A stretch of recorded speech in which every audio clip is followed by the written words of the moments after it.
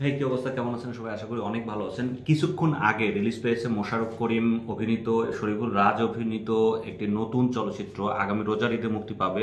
সঞ্জয় সমদ্দার পরিচালিত ইনসাফ সিনেমার সেকেন্ড লুক বলছি, প্রথম লুক ছিল শরীফুল রাজের, যেই লুকটাতে কিন্তু শরীফুল রাজকে ভয়ঙ্কর রূপে প্রেজেন্ট করা হয়েছে, হাতে কুড়াল ছিল।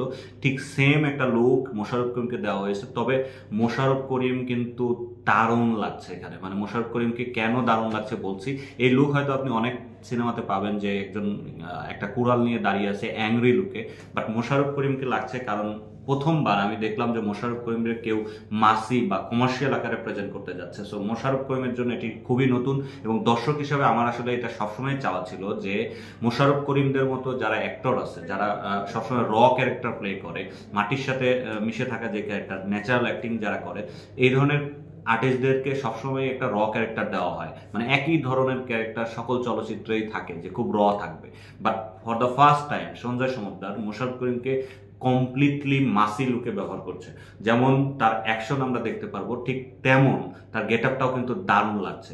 ঠিক স্টাইলিস্ট দাড়ি না, হুজুরের মতো দাড়ি, বাট লাগছে কিন্তু দারুণ।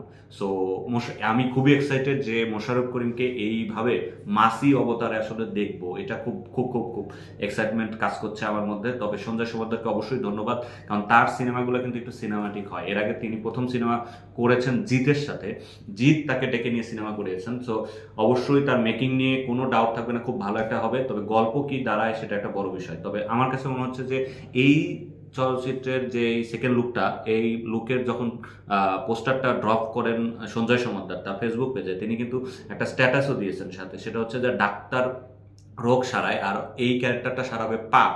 অর্থাৎ মোশাররফ করিমটা, এই একটু আন্দাজ করা যাচ্ছে যে মোশাররফ করিম এই ইনসাফ চলচ্চিত্রে একটা পজিটিভ রোল প্লে করতে যাচ্ছেন, এবং সম্ভবত শরীফুল রাজ ভিলেন ক্যারেক্টার করতে যাচ্ছে এই ইনসাফ চলচ্চিত্রে। সো এই দুজনের কেমিস্ট্রি এবং মোশাররফ করিমকে কিভাবে আসলে ইউটিলাইজ করতেছে মাসি অবতারে, এইটা দেখার জন্য আমি অবশ্যই অবশ্যই অপেক্ষায় রইলাম। এবং আপনাদের কমেন্ট অবশ্যই জানাবেন, যে কমেন্টে জানাবেন কেমন লাগলো মোশাররফ করিমের এই লুকটি। ধন্যবাদ।